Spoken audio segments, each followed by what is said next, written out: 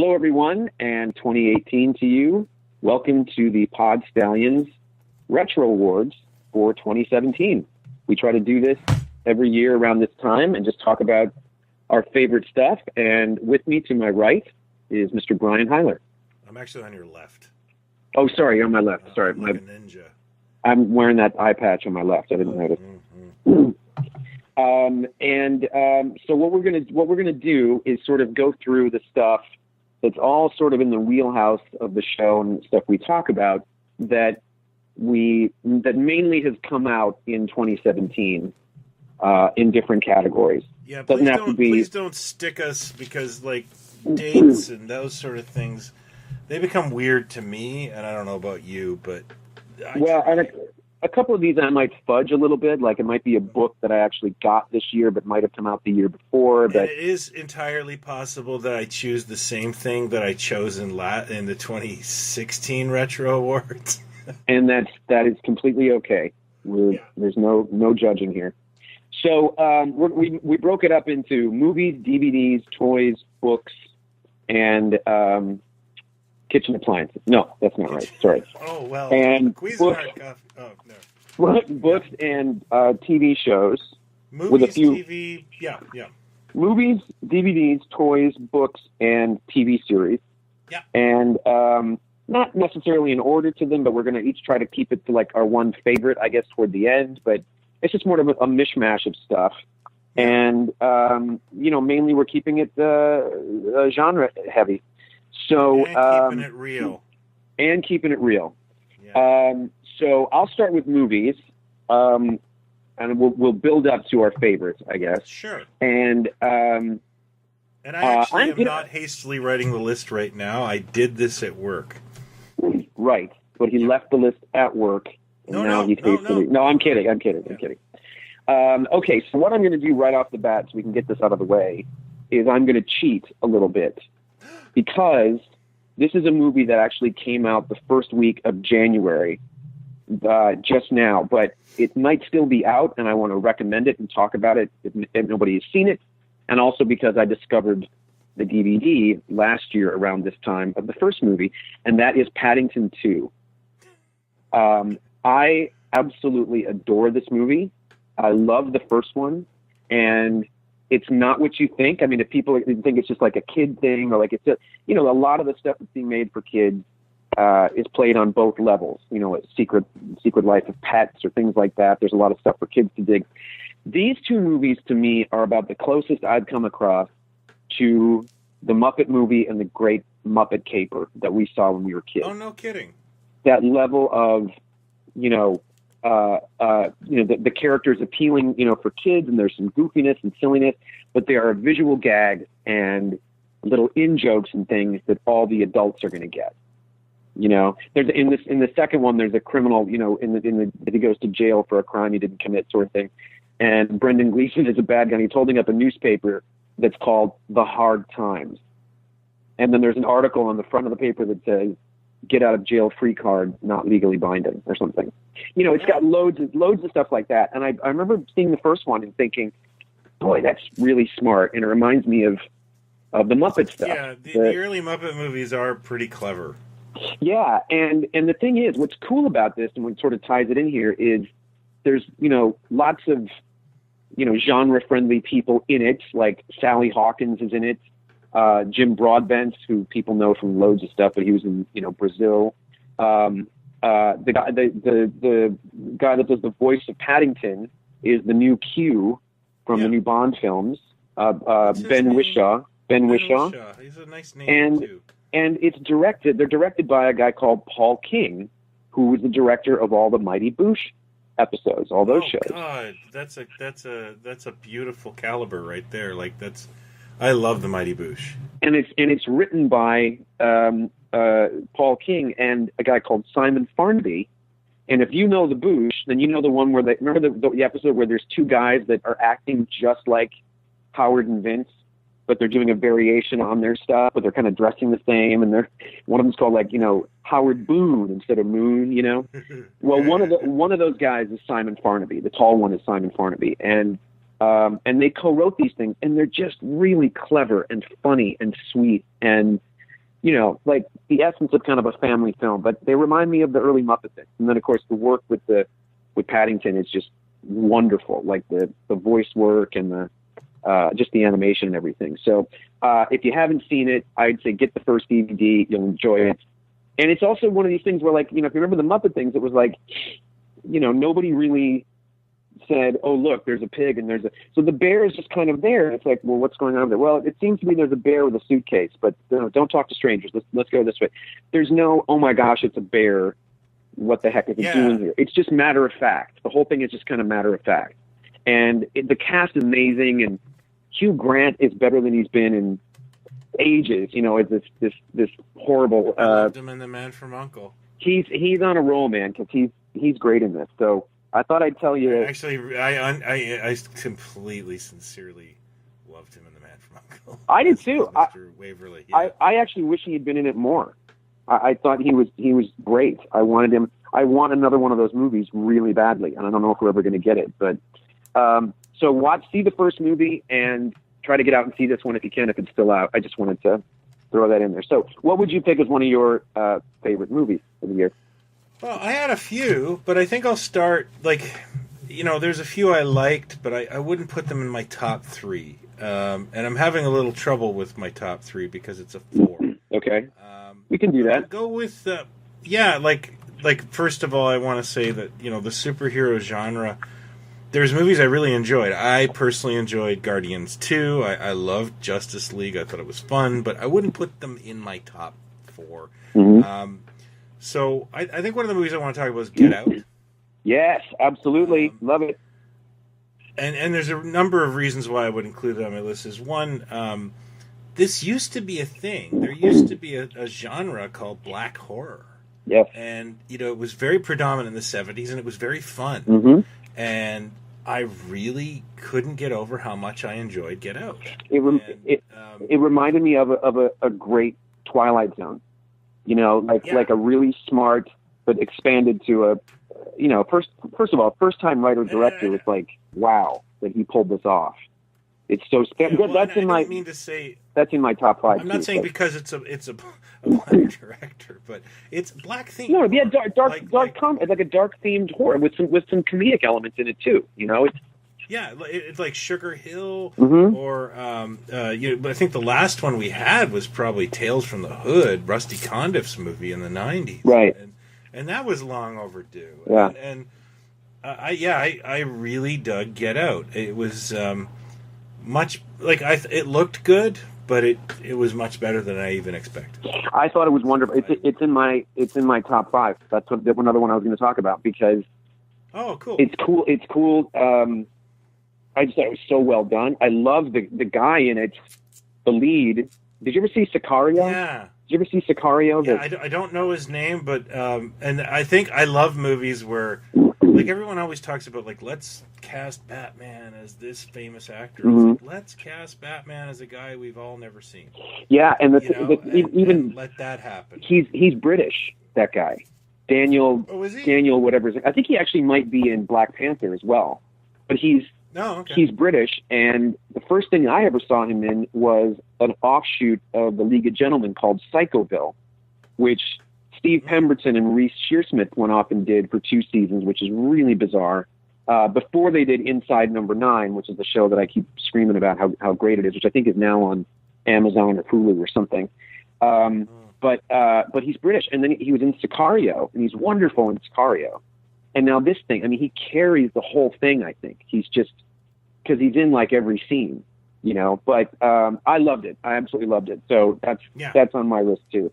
Back to genre type stuff, superhero stuff. Thor Ragnarok. I just loved it. I absolutely loved it. It was the right amount of goofy. It was the right amount of different and weird. I love the Kirby stuff that they threw in there.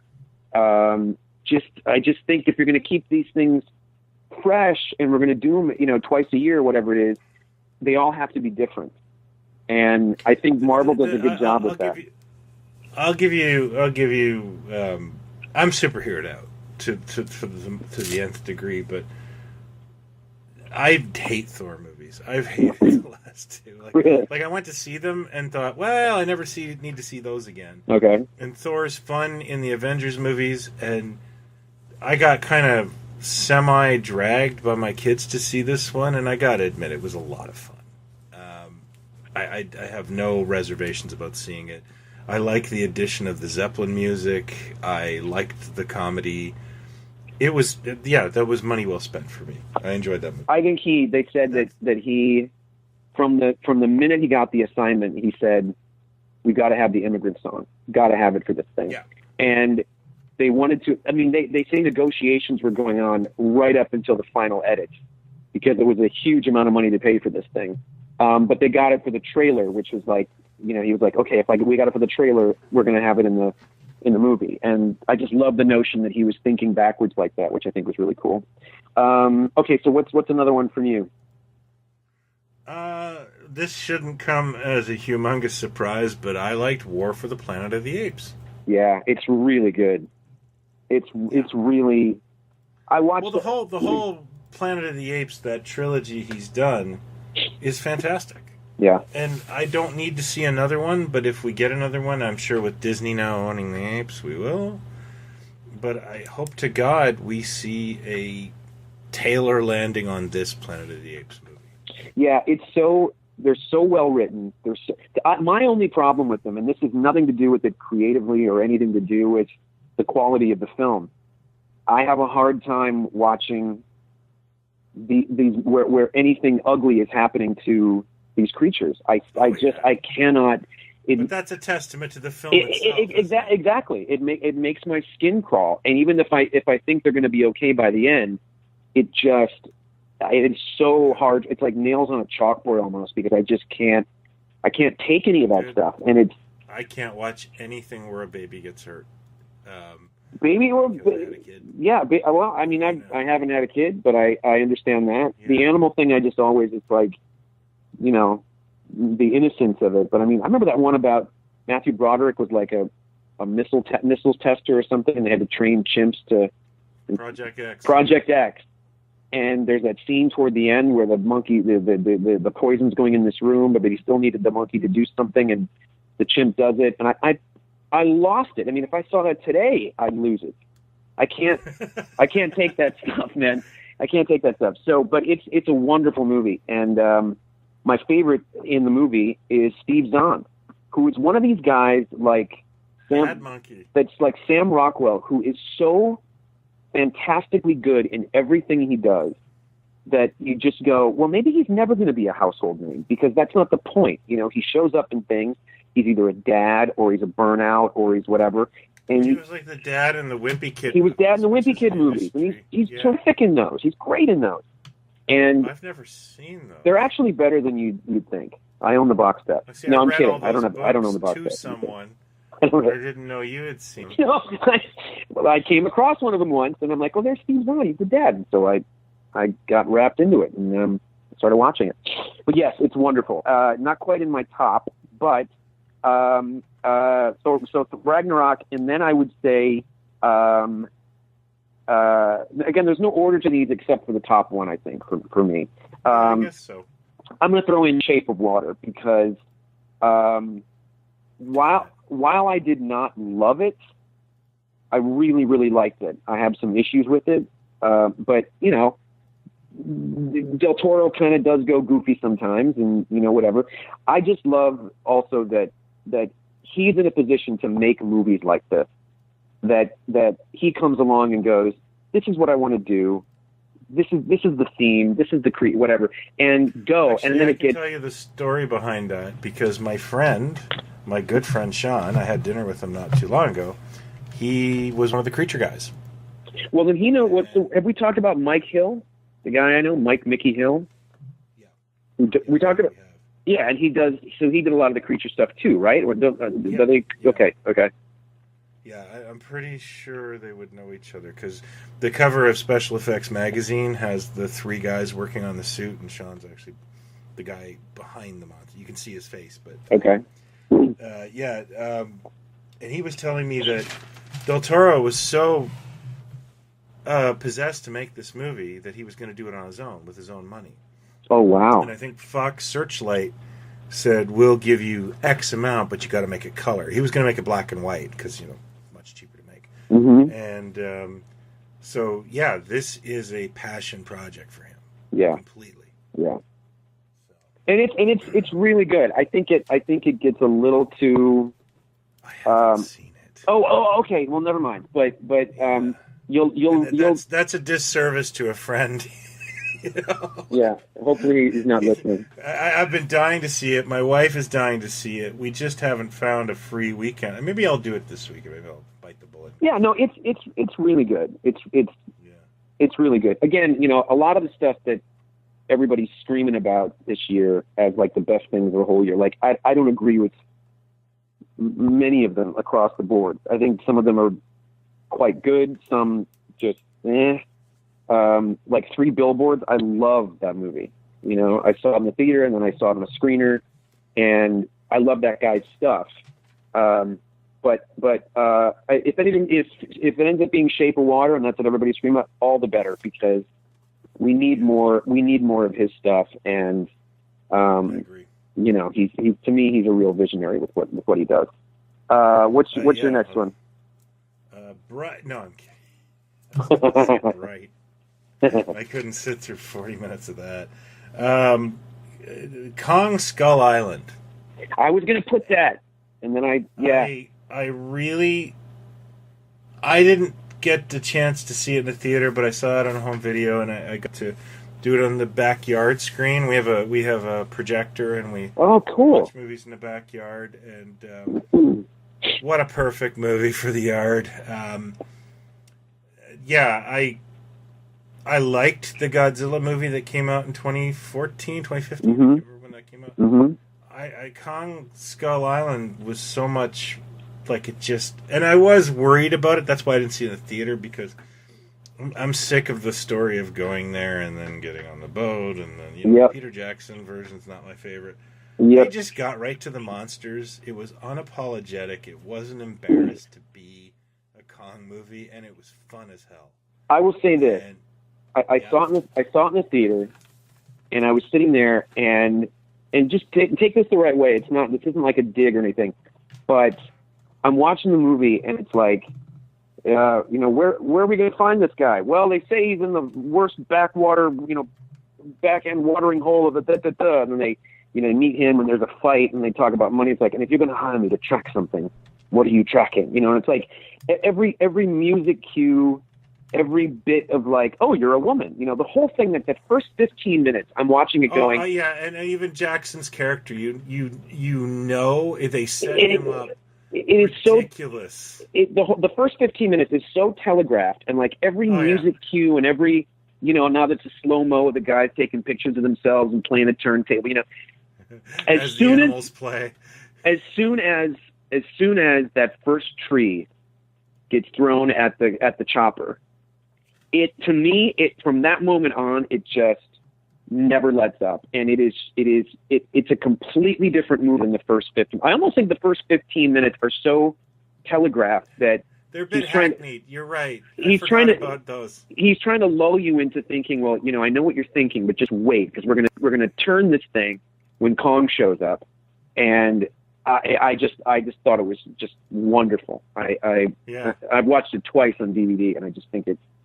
Actually, I actually probably will pick that up on Blu-ray, because it would be a fun watch. I enjoyed the hell out of it, and that's like you said. That's what the Kong movie.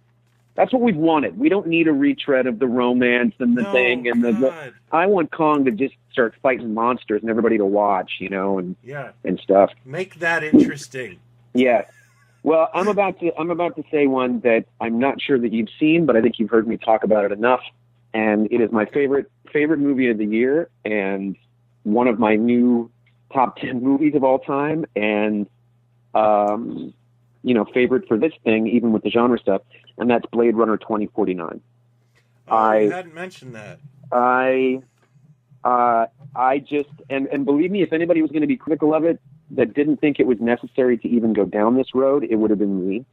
And then the more I read about this, and the more I heard about it, the more I thought, they're doing it right. They're getting the right people, and who knows what this thing is going to be like. And I just love it. I saw it 4 times in the theater because it is one of those immersive experiences that you know, it should be seen on the big screen, and the sound and the soundtrack and the music cues and it does, again, what few things have been able to do, like to kind of do the impossible, which is continue, you know, the vibe of the original film, which has become this thing that everybody holds up as one of the best, you know, sci-fi movies of all time, and you know, which nobody saw when it came out and all that stuff. It continues some of that vibe. It expands on it. It goes to new and different places, and then at the heart of it, it's like a film noir, like The Big Sleep or The Maltese Falcon. It is a detective movie in a way that the original. I think that Ridley Scott wanted the original to be this future noir, and it was going to be more of a detective thing, which didn't quite pan out in the original film. This one is, and having watched it multiple times and, you know, DVD and whatever, it is like a Swiss watch. The script, it is so tight, and every scene and every little thing that happens leads to the next thing, and you got to pay attention. But it's you know, the visuals just. And when Harrison Ford shows up, I think it's the best acting that Harrison Ford's done in decades. I just loved it. I just love it every which way. So that's my top movie of the year. Yeah, you were hugely excited about that movie, and I'm not a big fan of the original, as I've said before. Right. So it didn't really appeal to me, and it was competing with other movies, but I'm happy you got that made, because I don't see, I don't know how well it did. Was it popular? It did, you know, if you look at the stuff, you know, something like Rotten Tomatoes or whatever, I think it's audience and critically, it's 94%. I mean, it's ridiculous. Yeah, it got a lot of reviews. I mean, but Blade Runner itself was a box office dud, but complete dud. Obviously, if you get a big budget sequel, there's something there. Well, do I think they might have relied a little too heavily on just the Blade Runner audience or how many fans that there were or whatever? But beyond all that, it's you know, he made it. It's 2 hours and 45 minutes, but if you take the credits off the back, it's 2:30. So that's about the average length of a Bond film. The difference is you're watching this thing, and if you try to sit and watch a Transformers movie, there's an edit about every 2 or 3 seconds in a Transformers movie. You never get a shot of two people sitting at a table speaking to each other, like a wide shot of two people. It's always the camera is constant. Let's not hold anything to a freaking Transformers movie. They are okay. Well, okay. So even some of the Marvel stuff, it's on the go. It's not nearly what the Transformers stuff, but the Marvel stuff it's on the go. You know, it's go, move. Well, here's Blade Runner 2049. It just takes its time. And I mean, you know, the slow pushes into when he's walking up to this building or to the right, and it's gorgeous. And it reminds me of those, you know, movies like The Godfather and things like that just took their time and let things sort of breathe. And if it was a 90-minute movie, I think it would have done double what it did. But it was a long movie, and I'm not sure how many people went back to see it again. But it did well. It's not a bomb by any means, but it did well. But what I love is, again, like Del Toro, I think Denis Villeneuve, whatever it is one of these people that we need making movies like this, because he did it the way he wanted to. He took his time. They built real sets. You know, got the cast that he wanted, etc. And he's going to do Dune. That's the next thing he's doing. And I'm thinking, you must just be. I'm very excited. That news, I thought you must be naked right now. Oh my God, I'm very excited, and also because, you know, Prisoners, Sicario, Arrival. He's and then he did one in between there. Yeah, he's you know, and I mean, this thing, for my money, should have been nominated for every award. But if for sure Roger Deakins got nominated, and if Roger Deakins does not win the Oscar for this thing, the guy's been nominated 18 times, I think, and he's never won. And his work in this thing is just phenomenal. It's really something. It's kind of a miracle movie to me that it happened. And again, it's not for everyone, and not everybody loved it like I did. I've not met anyone that didn't like it, but some are just kind of, it's okay, whatever. But of course I'm biased, but then I'm that much more biased that if it was off the mark, I would be, all over it. So those are, then what's your top one? What's your best one? I gotta go with Wonder Woman. Yeah. It's the DC movie that had everything against it. It's a character nobody thought could hold her own movie. I don't know if you were like me, but I watched her in Batman vs. Superman and thought, this girl can't act. And I remember seeing her in that and thinking, boy, she's awfully skinny. That wasn't the problem for me. It was the weirdness. I felt like she needed to be a bigger, more imposing sort of. But I guess that's dumb. I agree with you. But I can get past that. Right. I agree with you. I think Wonder Woman should be kind of a solid gal. But I was more worried about just like she was like Natalie Portman was in the Force, the Star Wars prequels, where it's just sort of a little wooden, and then but so was everybody, and you get a good director. I think Patty Jenkins has really shown that she's a fantastic director, and you get a wonderful story, and the whole film worked for me. I saw it twice, and I thought it was great. It was great. I thought she was, and I thought a lot of it was her. She sold the naivete and the sort of innocence mixed with the stubbornness, and it was just a great concoction of what we were wanting in a one of these DC movies, and I thought she was great. My wife is a bit of a proto-feminist, and she was like, there's too much screen time for Chris Pine, and it's like, she's a fish out of water, and you need the right kind of it's not male female, it's story wise, and Chris Pine is perfect for this. Yeah, he was, and he's kind of the audience. But further, I think it's that, let's get if this is going to be the origin thing, and Steve Rogers, let's get it out of the way. Let's make sure we get that in there, and that's part of the reason it's there. And because I know there was a complaint from a lot of women that it was, there still needed to be a guy in there, whatever. But it's like, okay, well, that's part of the history, and now we can go on the next one. Now that this is out of the way. But she was wonderful. Yeah, I thought that was great. That was great. Yeah. All right, I love that movie. So, what category do you want to move on to next? Well, I thought maybe, because this might not be lengthy, but since we're in the world of movies, maybe we do DVDs.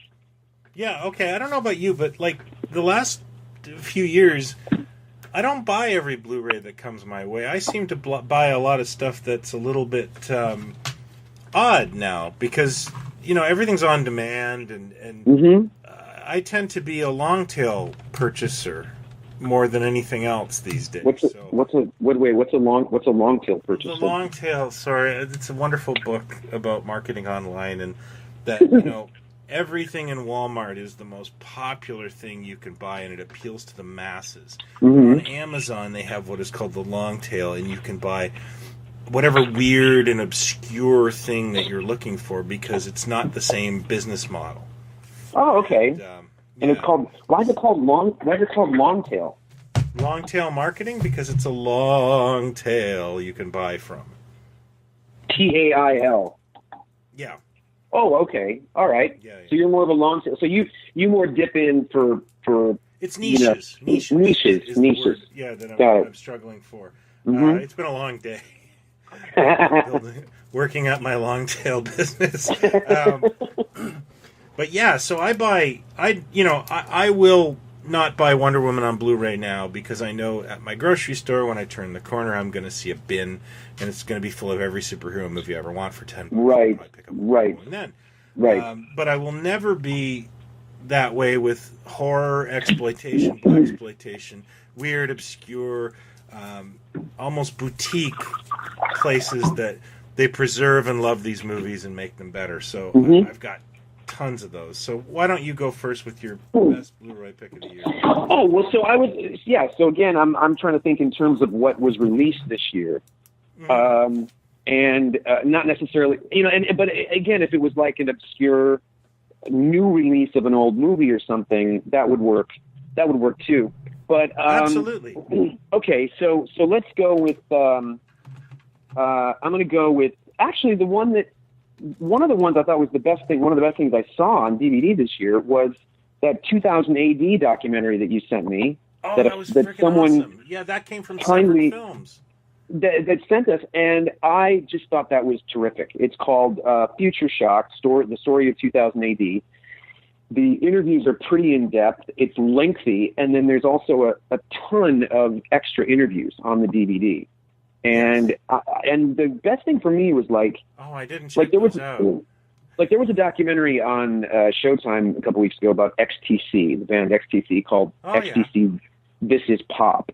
And I've got a lot of XTC stuff, and I know bits about it, but this documentary just, the next day it was like, okay, what am I missing? I got to get this box set from Andy Partridge, and it made me that. Well, this 2000 AD thing is like, I know bits and bobs about 2000 AD and where certain things came from, and et cetera. I don't know the story, the full story. I know some of the overlap, and I thought it was so well done. Just there was a lot of love put into that thing. I also picked up Severin Films also did, and they sent us that, by the way. I got to thank them again. But they also picked up one of their titles, just as an aside, called Return of Kung Fu Trailers of Fury. And that was a lot of fun. You can put that on at parties, and it's one of those great things where nobody has to actually be watching it and has a good time. Right. Well, and Severin. There was something else. I know they sent a batch of stuff, but were those all Severin things? Yeah, it was all from Severin. It was all Severin. Okay. It's funny how much of their stuff I already have. It's actually not that surprising. They sent me what it was. As I mentioned, Turkey Shoot in a podcast. Someone that works there, and his name is. It's late. I'm sorry. I should have looked this up. Heard it and said, "I want to send you Turkey Shoot." And there was also another fellow. That's right. Yeah, who sent me some wonderful stuff by the name of Don Picton that I really need to plug because I still have it. It's a Friend Prices on Etsy. He sent me some cool as chips monster stuff. I will promote this stuff. It's amazing. This guy's art and design is fantastic. I didn't send it to you because I kept it. Sorry. Oh, that's okay. Well, I'm glad you're big enough to admit it. Don and I should go bowling because he likes all the same kind of monsters and rack toys that I do. And that's awesome. Illinois, I should really meet him. Okay, sorry to get off on. You guys should plan a sleepover when the show's done. When we're done with the show. See if my mom what would you put as one of your DVDs on? Did you already say? You didn't say. Turkey Shoot? This year would be. They're all crap, by the way. They're all movies that get bombs and stuff. But one of my favorites was I had a really rough couple of weeks in the early part of the year last year. I go to my local video store, RIP. It's closed now, and he had by Kino Lorber, I believe it was APE, which is spelt with the MASH logos, and this is a King Kong ripoff in 3D. From the late 70s. Instead of Jessica Lange, we have the mom from Growing Pains, and it is a Korean knockoff of King Kong, and it's trash. It's hilarious trash. And it made my evening. I'm not sure I've heard. That sounds familiar. That kind of sounds familiar to me. In the middle of the film, the giant ape who is fighting some toy helicopters just turns around, and gives the finger to the army. So it's a documentary. Just the finger, but he just his arm goes in his forearm, Right. I'll have to look that up. I'll have to look that one up. I love King Kong knockoffs. I like them better than King Kong. For some reason, there's just something so charming about watching terribleness, like trying to imitate something that was, the 1933 Kong, and it's 1969 or 1976, and you still can't replicate its greatness. Can't get it right. No. Can't do it right. It's not even fair. Okay, well we'll move on with DVDs. The other one I'd say, there's not much. I thought we were going to go back and forth, but no, go ahead. What else? No, you go ahead. You go ahead. Well, maybe I'll just go through the ones that I have left, and then you do yours. I've got two more, so I thought we'd just go one, two. Okay, I would say the other thing that I thought was really neat, because it's a favorite movie of mine, and there's not a lot of merchandise made for it. There's a Blu-ray set for Close Encounters of the Third Kind that's out, that is in this neat little box that when you press the button on the side, lights up as if you're looking into the ship. When the door opens and the aliens come out, it's like that slit, and it plays the first part of the Close Encounters theme, this Blu-ray packaging. And so, of course, naturally, since I've owned the movie in every possible format that it's ever existed in, I had to get it, and I did. So it's got some extras of like some Spielberg home movie sort of things on it that weren't on the original DVD release, and then all the different cuts of the movie. And I'm going to say this because we have this platform to do this with, because I've mentioned things sometimes on the show that people have then sent us a link to or said, I've heard of that thing, or you're looking for it. Here it is. Unless I'm completely crazy, in an old issue of Starlog, there was an ad. What? I think we've talked about this, or someone sent me this. There was like an ad to get like a paperweight. What is that thing? Yes, it's like Devil's Tower with the mothership. Yeah. Wait, I've talked about this before? No, you know what? I won't say that, but I think people have sent me that link. I have been at this for a long time, and I have I think the last time someone sent that to me, I was like, "Oh no, I'm not Jason." I must have talked about this, because there's a very good chance this thing was never made. There could have been an ad in Starlog for it one time, and it never got made.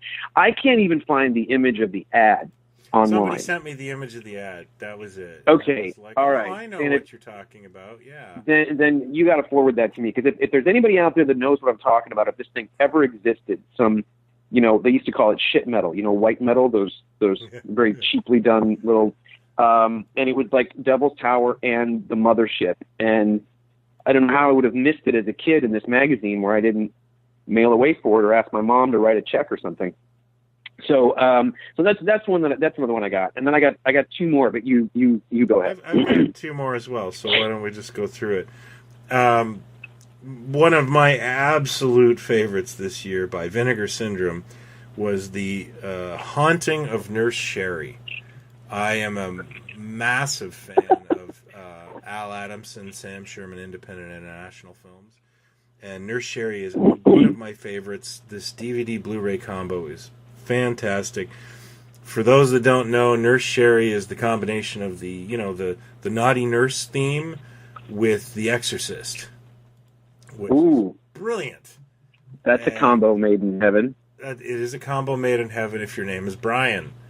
And what's even better was, not better, but I got it in, and they used an original poster, which is pretty suggestive on the Blu-ray package, and I got it, and I was excited to watch it. It is an R-rated film, but my daughter walks by and goes, "Dad, is this like an adult movie?" And I was like, "Yeah, well, how do you know what those are?" But of course, this you're grounded. The world works, but it's like, yeah, honey, I just slapped a porno on the dining room table. That's how I roll. You've just given up. Yeah, I'm gonna just watch some old porn here in the kitchen. Everyone to know. But yeah, I haven't found because in my youth, in my 30s and early 40s, everyone would go to bed, and I would be able to watch whatever I wanted, because my wife doesn't want to sit and watch this, but no one goes to bed anymore. So I'm having a little bit of a challenge popping these in, unless I sit in my office. But planning some me time. Yeah, I need some me time. You guys should have a meeting. Or I need a better chair in this office, because watching movies in an office chair just kind of sucks. What's the other one? You had a second one. You said my last one is the Shout Factory keeps releasing these amazing box sets of Paul Naschy films, and the Paul Naschy collection too. It doesn't have the world's greatest cover, but they are beautiful, amazing prints of some movies I did not own. I'm a huge Paul Naschy fan. For those that don't know who he is, Can you give us some background on who? Because that name sounds familiar again, but I don't know if I know who that is. Paul Naschy. The best description I can give him is he's Spain's Lon Chaney. He was a monster fan, and in the 60s, 70s, and 80s, he made horror films in Spain. These well-meaning, occasionally well-made films where he is the lead character. He's most famous for playing Waldemar Danaski, the Wolfman, but he played hunchbacks and vampires, and he's in a ton of horror films. And are these more lighter fare, or are these more, not hardcore, but like, is he like a contemporary of Coffin Joe, right? Coffin Joe, isn't that the other guy that I love Coffin Joe. In fact, the last time I bought a Paul Naschy film, I bought a Coffin Joe box set. He's contemporary to Coffin Joe in the way that he kind of marches to his own drummer. A lot of his films, during the period where Exorcist movies or slasher movies were popular, he was still making a more traditional horror movie. And I kind of respect that. And of course, being a fan of the more monster chiller horror theater type films, he was carrying that torch up until a certain point. And that's why I'm such a ardent fan of his and Coffin. Is it M as in Mary, Macy? Is that how you say the name? Like Nancy, but not Nancy. He's not a Nancy. So Nacy. Naschy. Naschy. Okay, I gotta look this up. Yeah, I gotta look him up. Yeah. Wow. Yeah, that's why I love talking. I love doing these list shows because you always tell me. Yeah, I will totally check them because they have horror sections for different cult directors and stuff. Yeah. But you always talk about stuff that I would never be on my radar if you hadn't mentioned it. So I love his work ever since I was 10 years old, and I stayed up to watch one of his movies at like 2 a.m. because the TV Guide description said, Frankenstein, the Wolfman, and Dracula and the Mummy team up to take over the world, and it's like, I gotta check that out. At 10 years old, you had a nervous breakdown. Yeah. Like, how is that possible? That's the greatest How thing is it ever? even possible? That's insane. Yeah. No, I gotta stay up. Okay, so the other ones I had for DVDs were this one I just thought was because most of the stuff I get DVD wise is like I'll buy an entire series or I'll buy a new movie as it comes out. Kind of the opposite of you. I'm kind of the sucker for like cool packaging. I mean, at this point, I've got, two different. I've got a 4K and a Blu-ray. The metal DVD cases from Best Buy for Blade Runner 2049. I've got the 3D version, and then I've got a version that came from Walmart that comes with a metal kit of the spinner that you can make.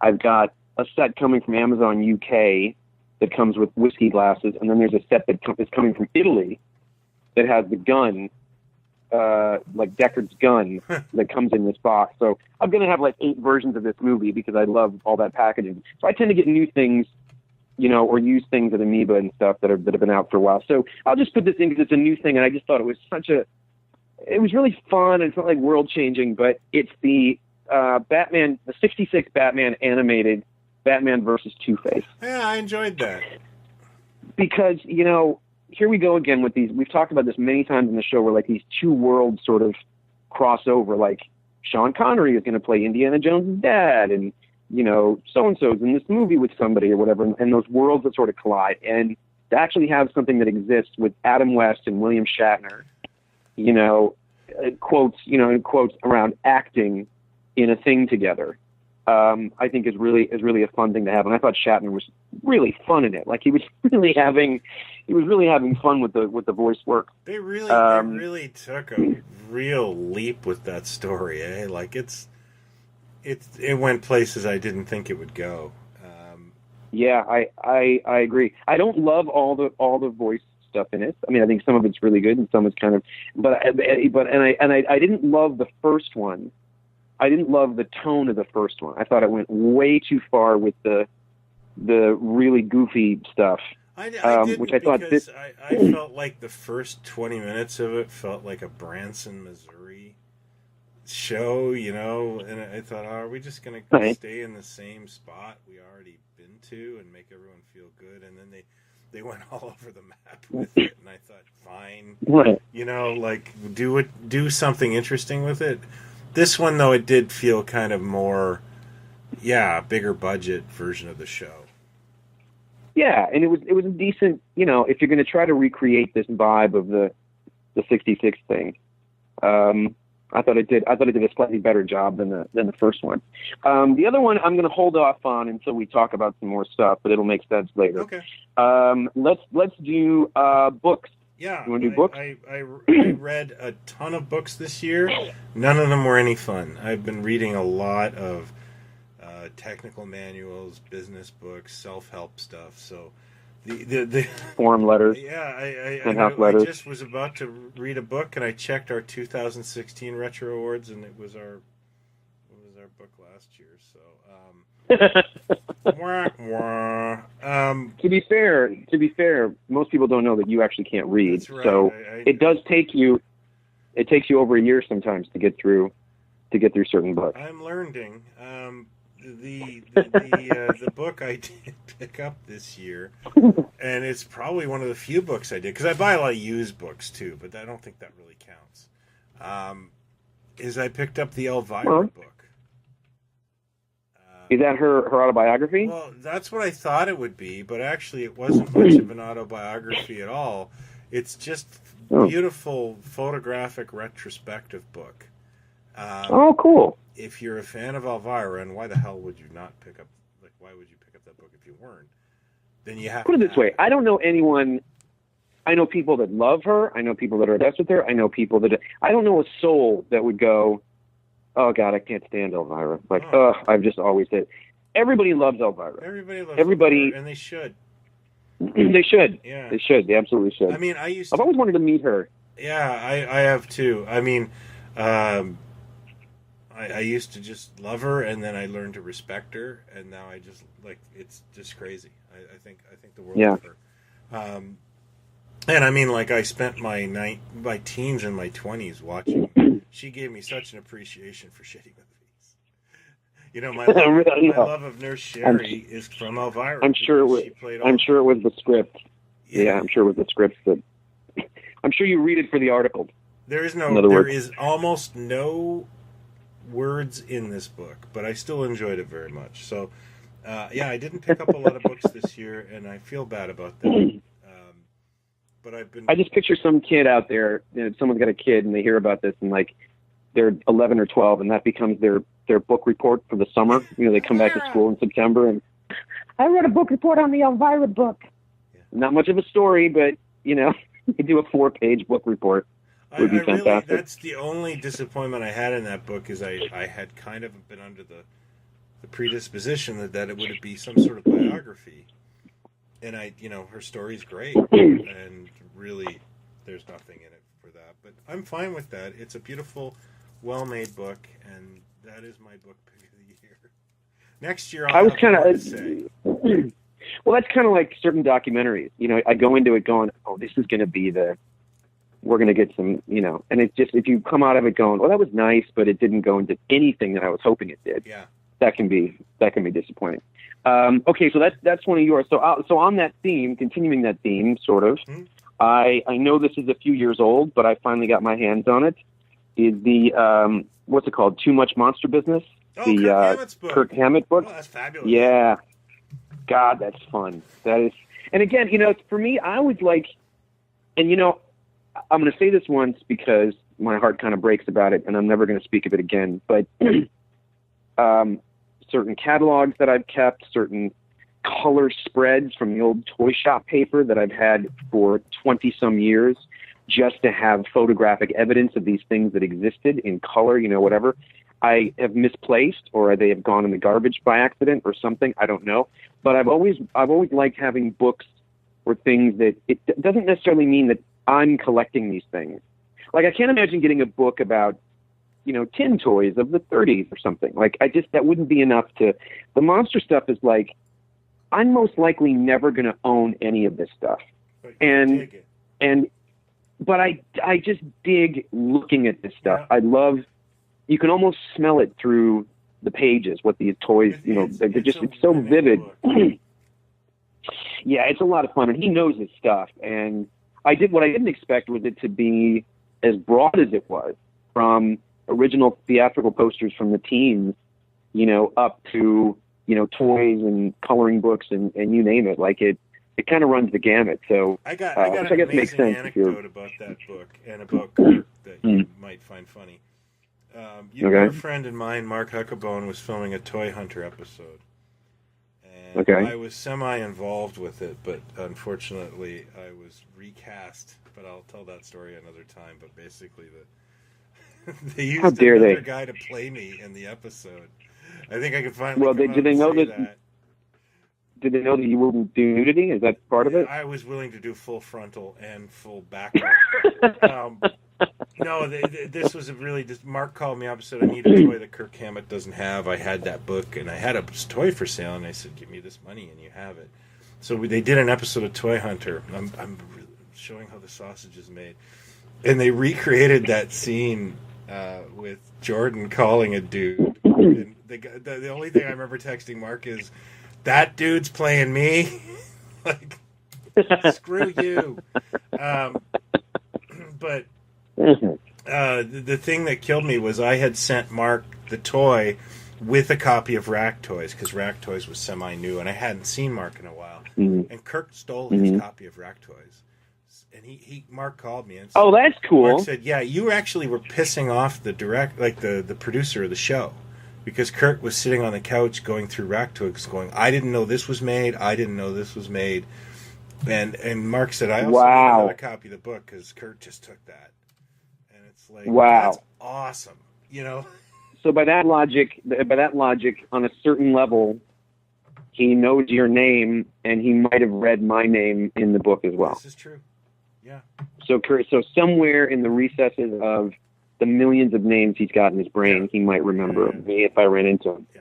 That's pretty cool. That's very cool. That was one of my favorite compliments I got paid for that. Even, out of that whole horrible being recasted of a Toy Hunter episode. Well, I mean, the take in the book is great, but the fact that he's looking through it going, I didn't know this stuff existed, and you're the guy that's bringing it to light. That made me so happy, because I'm a fan of his, and cool. I loved his book, so that was lovely. And that's really cool. So I'm glad you brought that up. So let's move right on to. Let's go to TV for the year. What did you watch? Oh, you know what? I got a couple more that I'm just going to throw in real quick. I don't know how many we're doing in each category.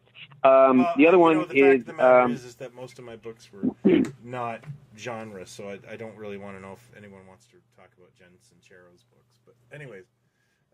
Well, no, these are quick, but the one is there's a really nice coffee table book called The Art and Soul of Blade Runner that is kind of like a making of sort of a, the art of Star Wars sort of thing, one of those books where you see the pre-production art and the ideas and where this thing gestated from. It's not incredibly thorough what I was kind of hoping for. If you look at some of the, like The Force Awakens, The Art of the Force Awakens, like that book, what's cool about that is digging into seeing the stuff that could have been, or seeing how the story gestated and where it might have gone with characters or whatever. There's not quite as much of that in this, but it's still a cool coffee table book. There's a Monty Python book called Hidden Treasures, which I think it might have come out the year before, but I got it this year. And they do these books, which I think are really neat. The Doctor Who vault, the DC vault, the Marvel. Yeah. Okay, and there's ones that they do that also have reproductions of memorabilia in the book. So in other words, not just a photo, like you can flip through and like 4 pages later, you can actually open an envelope in the book and take out a repro of a business card or something that was made, for whatever the subject is. And there's a Monty Python one out that has, reproductions of script pages and notes, and when they first came up with the name, or like here's a copy of the a repro of the program / poster for the Live at the Hollywood Bowl shows, and and then just some fun information throughout about and it's not like hugely in depth, but it's a pretty cool book. But the little envelopes that contain a ticket for the the first taping at the BBC and stuff like that are really fun. So I picked that up this year. Like I said, it might have come out the year before, but it's pretty fun. And then Twin Peaks: The Final Dossier, which is, if anybody's seen this series, The Return, this thing came out 3-4 months after that wrapped, and then it's sort of a footnote on where everything went, and it's written as a dossier that someone has sort of compiled. So that's really cool. So on that note, let's move to TV. Okay. I'll hold off on the top one, but Stranger Things I thought was great. It doesn't have the oomph quite that the first series had, and there's a couple of episodes that I would happily just dump altogether. But it's still kind of a love letter to the way we sort of grew up and the stuff that we dug, and it's still better than most of what's on television. So I enjoyed that. I enjoyed that second season. I got through it pretty fast. I actually don't dig it, and I don't know why, because I was that age. I have no idea what my problem is. But yeah, I figured it'd be right up your alley. And I have to say too, the kids in this thing are so good. They're all so well cast, and they do such a good job that you overlook even some of the stuff that isn't quite as stellar as other things. But the kids are really great. I have no idea what my problem is with that show. And it's not like I hate no worries. It's just like, not for me. And that seems so strange to come out of my mouth, but there we go. Yeah, it kind of is. Yeah, I can't answer that for you. What's well, go ahead. It came out the tail end of 2016, but I don't know if I mentioned it last year, but I thought the return of Mystery Science Theater was perfect. Oh, okay. I haven't disliked anything, like, be it riff tracks, be it the cinematic Titanic, anything that's come out of this crew, I've enjoyed. I'm a fan of the genre, but yeah, Joel pulled it off big time. That's great. I remember probably 4 years ago he called me talking about Rack Toys, and he wanted to do an incentive for Kickstarter, and he was telling me about it. Like, he was telling me that the opening will be in real time, and I was kind of sitting there going, sounds great. But I couldn't, I didn't have his vision, and yeah, he pulled it right off. It's amazing, and kudos to him. You know what's funny? And I don't know if I ever told you this, but that last year, Dana Gould, I think I told you this, that Dana Gould did a live reading of Plan 9 from Outer Space at Largo. I'd love to have seen and it was Dana Gould and Dave Keckner was there, but the lead guy that had one of the main parts was the new Mystery Science Theater guy. Which I didn't realize at the time as we're watching this thing. I'm forgetting a lot of cool names that were in it too. There was, a good 10, 11 people on stage doing all the voices and stuff, and it was really fun. But he was in it, and I kept thinking, who the heck is this guy? And then, of course, not long after that, I saw the first bits of the new Mystery Science Theater. I went, oh, that's who that guy is. So I have not seen any of it, but I will get to it now that you've mentioned it. Next, I'd say. Again, no order, but The Man in the High Castle. What's that? It was a Philip K. Dick book. Oh. And now it's been made into a series for Amazon. And I watched the first season, a couple years ago, whatever it was, a year and a half ago, and I thought, it's okay. Second season really kind of grabbed me. And the gist of it is the Nazis and the Japanese have taken over America, basically. That World War II didn't go the way it did in our history. That, yeah. And as a period thing, and as an alternate sort of, history that could have happened or whatever, it's really smart, and it really, it's an interesting premise. Even just the book. I think the TV series goes to places that the book didn't. But it's really well done. And, it's period, because it takes place in like the late 50s, 1960 or so. And this is what the country is at this point. But great cast, and the detail, a spin on what would have been in Chicago and how they spin it. And now it's got, propaganda on the building or whatever. Like it's pretty well done. So, I got into that more in the second season, and it's got a bit of a sci-fi thing to it, which is cool. I don't want to spoil it for anybody, but that's pretty cool. I also thought, got to put in Doctor Who. Yeah. Because we said goodbye to Peter Capaldi, which breaks my heart because it was great. It was kind of everything that I've wanted from him for him from the beginning. I think it just was leaps better than the other stuff he was given to do. Especially and it's a shame because I think he was really coming into his own, and they were finally getting the scripts right for him. And but I get why he just too. So they made him sit out a year. Well, again, I'm okay with him leaving and have his reasons for leaving. I just wish that we would have gotten more of what we got in this season earlier, like a better use of his talents. And I feel like he was a very underserved doctor with what he was capable of. And there were some misfires in how they wanted to sort of work him and stuff. And then of course the Christmas thing I thought was terrific, and just would love him to stay. But I mean, the show has to move on. And then also Black Mirror, the new season of Black Mirror, Charlie Brooker. Yeah. Pretty damn good, though. Really good. We're kind of living in an age of anthology shows, which is really cool. It's nice to see again. It's really nice to see. There's another one that's on Amazon, which is a British co-production. Again, Philip K. Dick's Electric Dreams. So that's on TV here. Yeah, all these hour-longs that are based on Philip K. Dick short stories. And some are good, some are great, and there's a couple of kind of misfires.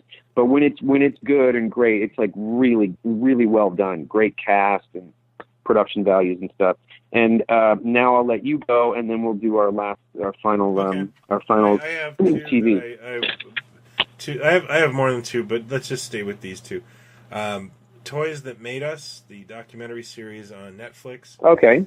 I have to admit that I was entirely skeptical of this show, being a 70s kid. It felt a lot like they were overly focusing on the 80s properties when I first heard about it. I remained kind of open-minded. Then they reached out to me, and I provided a couple things for the show. And I got to be honest with you, I watched the 4 episode over the Christmas break, and it was a very welcome thing. I really enjoyed it, and I think I enjoyed the episodes based on 80s properties the best because, I know little to nothing about Masters of the Universe. Mm-hmm. And that was such a well-done episode full of kooks that, created He-Man and all the bizarre little things. They really captured some interesting stuff. The Barbie episode was fantastic. I know a lot about G.I. Joe, so watching a G.I. Joe episode is sort of like repeating knowledge to me. So, yeah, I think it's a fantastic show. They've got 4 more in the chamber, and one of them is Star Trek, which will feature an interview with Marty Abrams from Mego, and I think that'll be fantastic. Can I just say... And I hope they get 8 more episodes. Without, I know this person is probably listening or might be listening. I don't know how much they listen to the show, but I'm afraid to say their name because I don't know if I should, but if they tell me I could, then we'll say it next time. But I know someone who worked on the show who I got a very nice text from a few weeks back, and it literally said, "Man, I'm really kicking myself that we didn't get you and Hyler for the Star Trek show." He said, I'm listening to the podcast right now, and I really wish we'd gotten you guys for the Star Trek show. Actually, my collection's featured in the credits. Well, I thought that was a very nice compliment. I thought that was a very nice... I was working with the clearances department. That is lovely, and we'd have loved to have done it. Yes, we would. We can talk. Especially since I, live in Los Angeles. The other thing... Wouldn't have to pay me. The other show that I wanted... Sorry, I'm just tramping all over you. No, go ahead. The other show I wanted to talk about, and this might seem odd, is that I really deeply enjoyed Feud Oh, I stayed with that up to the Sinatra episode because Toby Huss played Sinatra and just nailed it. Dig that. He just nailed it. He so nailed it. And then I think I dropped off after that because I can only take so much camp. But it is. I get why that show is so. It was well done. It was good. If you would put that on a piece of paper and said, Brian, you're really going to enjoy this show about Joan Crawford and Betty Davis, I'd be like, I think you have the wrong Brian. But I couldn't put that show down. Oh, that's funny.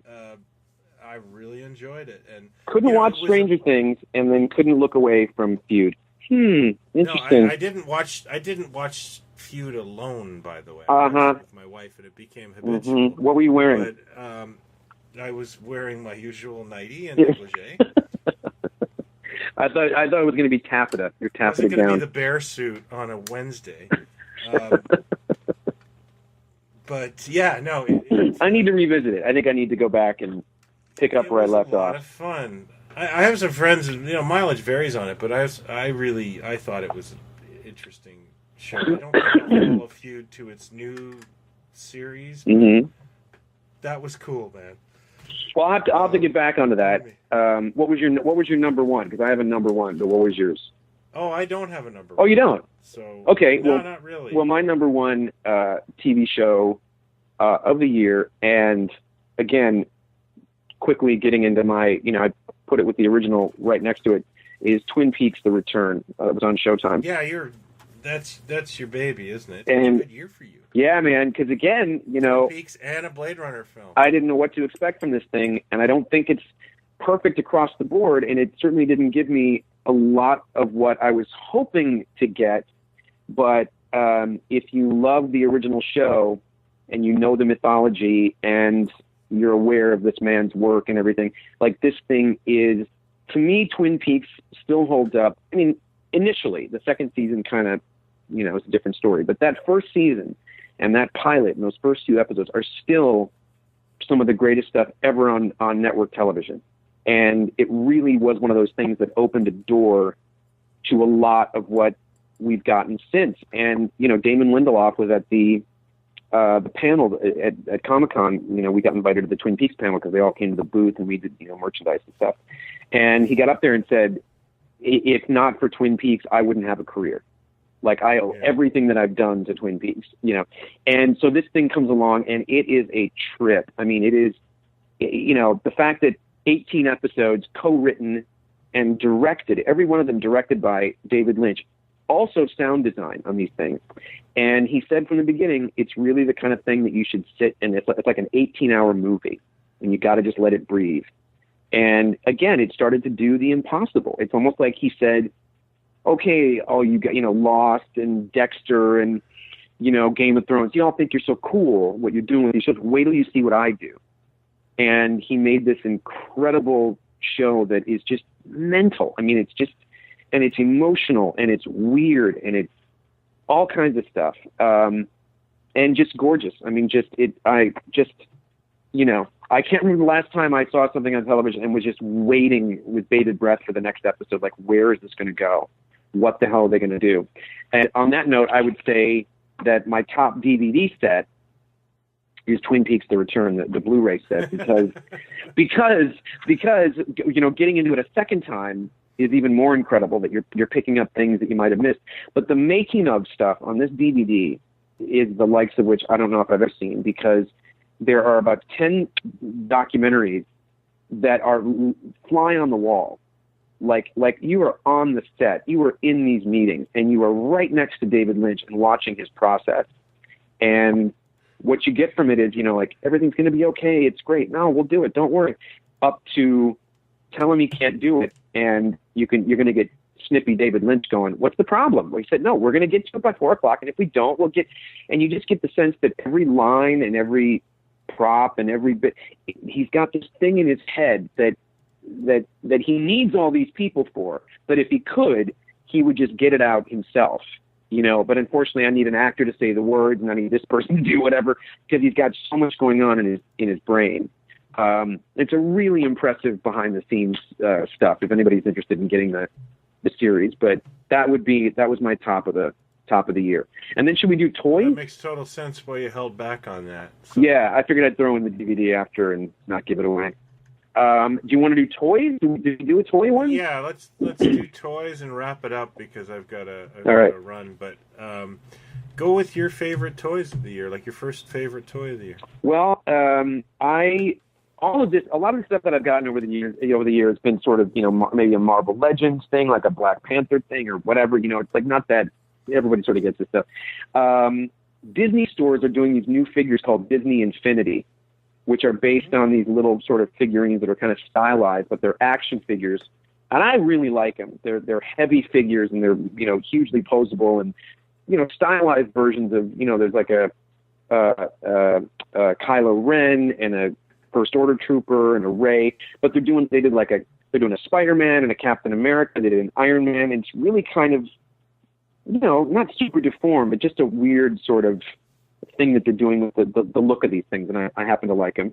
Of course, I got to throw in the stuff that we're doing for Twin Peaks, that Thing Pilot's doing for Twin Peaks, because, again, I get to pinch myself and go, who'd have thought the show would ever come back and that we would get to make merchandise for this thing that I loved so much 25 years ago. Of course. So the bobbleheads and the pin mates that we did. Tomy is doing these fun little die-cast figures from Star Wars. The body is the torso is die cast and the arms are usually plastic, or it comes with a little gun is rubber or plastic, and they're about 2 inches high, maybe something like that. And I've really gotten kind of addicted to them.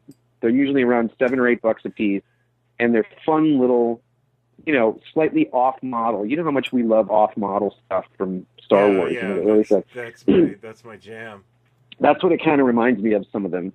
And then, I'm not ashamed to say it, I love those Paddington movies so much that I couldn't believe it when I saw at the store there is a Paddington action figure that comes with a little suitcase, and the suitcase opens up, and all the little accessories that come with the figure go into his suitcase.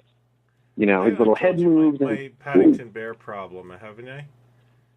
I didn't know you had it. I don't think I knew you had a Paddington Bear problem. It's years and years ago. I used to travel and do toy shows and all this stuff with my buddy Brian, who's an amazingly talented artist and a very, very funny guy.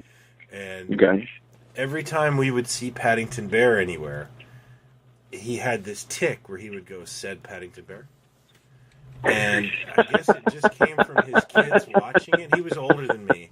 And he had 2 kids, and they would watch Paddington all the time. And he said that show drove him crazy. He also has, he's also bipolar. But he's also what? Because he's also bipolar, so he picks up on these. But he just used to say, like, all that show says is "Said Paddington Bear." Said Paddington Bear. That's hilarious. That's hilarious. Anytime I see Paddington Bear now, I think of that, right?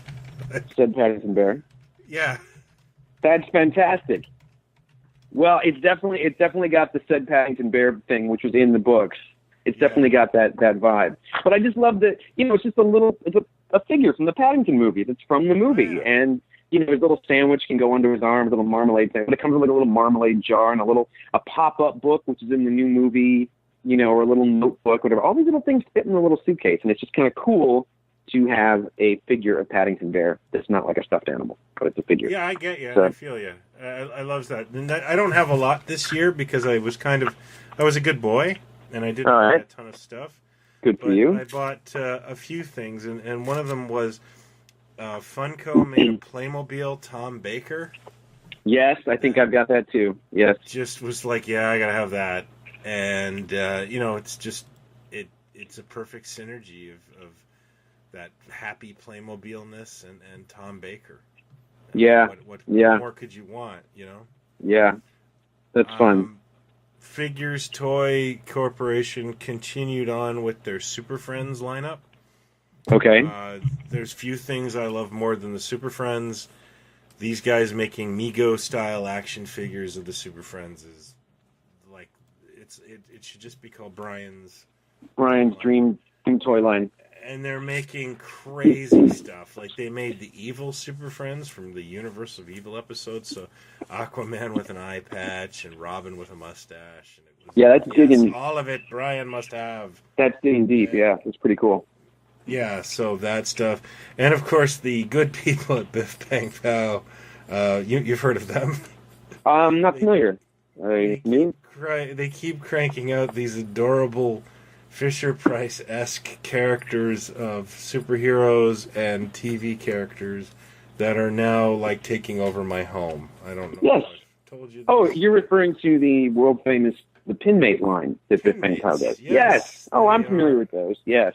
I stare at about 6 sets of eyes while I watch TV now because that's awesome. Pinmates are below my television, and I welcome them. That's awesome. You know? And your family likes them too, right? This is one of the things you can share with the... They're the only upstairs collectibles, Jason. That's hilarious. Everything else is sent to the basement and with haste. That's pretty cool. That's a plug right there. That's pretty cool. The only thing I can smuggle into the house from a store is a record. I can leave a record upstairs, but the rest is all that. Yeah. Well, as long as you keep liking them, we'll keep turning them out for other properties. Okay, so I just for you. Like to list my licenses you can make, and we'll start with Al Adamson movies, and then we'll go on to Coffin Joe, the Coffin Joe collection of Paul Pinmates. Al Adamson, yeah, you'll sell 5, 10 of them. Right, and then Argento. We'll do all of Argento stuff. Yes, Dario Argento. Well, that's cool, man. That's great. Oh, yeah, and one last thing, because we were going to do a thing for magazines, because I'm a bit of an addict, and I know you pick stuff up and get weird stuff. I tend to pick up movie magazines and music magazines and stuff like that. But so Shock Cinema, I'm just going to throw it out one more time. We mentioned it before, and this thing just keeps on giving. This magazine called Infinity, which is a British magazine, and like the newest issue's got The Prisoner on the cover, and I think the Planet of the Apes TV series are just these great. It's kind of like SFX magazine, which we both like, but it's even deeper. It's even deeper into the stuff that we like. If you're listening to this, I'm going to make the leap of faith that you should be reading that. I think that's fair. Oh, totally. Yeah. Totally. Yeah. It's wall to wall, all the stuff that, like I say, most magazines you get, and I page through it and think, well, there's going to be 3 articles in here at least, maybe 4 that I'm going to want to read. I'll get this magazine. This thing is like cover to cover. It's filled with stuff that's right in our wheelhouse. So I think it's the pretty first cool. issue I bought had Space 1999 on the cover, and then the inside was about Matt Helm films. And I was just sitting there like, did I write this and I don't remember it? Yeah, it's every one of them is like that. I think we're like 7 or 8 issues into it, and it's the whole thing. So that's my big recommendation. Thing? Do you think we actually make that magazine and don't know it? Maybe we do. Maybe we're in so deep that we don't know. Yeah. I don't sleep. Or maybe it's a magazine coming through from an alternate universe, that in that universe we're making this magazine, and those us are trying to contact this us through the magazine and go, come on, there's an alternate world over here. What's it going to take? We're making a magazine. Let's go. This blew my mind, sir. Could happen. It's possible. Okay, well, that's our best of 2017. Next time we'll do a slightly longer episode, and we'll pick a topic. But we tend to do this every year, so we wanted to give you a little something to spend money on, so we're not the only ones spending money on shit we don't need. Basically. Hey, we're enjoying ourselves. Thanks everybody for your support, and we're looking forward to 2018 being awesome. And we're gonna try and get out there and do a few more shows as well. And keep the comments coming. We love it. So thank you so much. Yes, thank you very much. The last compliment I got on Facebook was, "You and I are the Lucas and Spielberg of podcasts." That is the trip. You said that. I can't believe that. That's crazy. I don't know. I think are you Lucas? Because you're kind of the quieter one, I suppose. I'm assuming I'm Lucas. I'll take either one. I'll take it. Yeah. Thank you, whoever said that, and thank you guys for listening. And Happy New Year to everyone, and all the best for a safe and happy 2018. Take care, and thanks for listening.